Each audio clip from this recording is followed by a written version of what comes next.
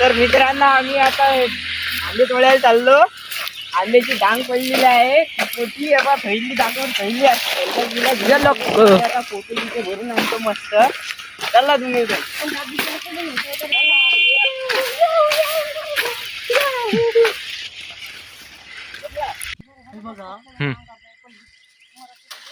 बघा पा किती मोठे आंबे आहेत पा इतली मोठी डांग पडली. पूर्ण नुकसान झालं आमचं. पण जाऊ द्या, खायचेच फायद्याचे आहेत. चला तोळा रे तोळा रे तोळा रे. आम्ही तसे आंबे तोडूनच राहिलो. तसं आमचं सनसेट पाहून घ्यायचं.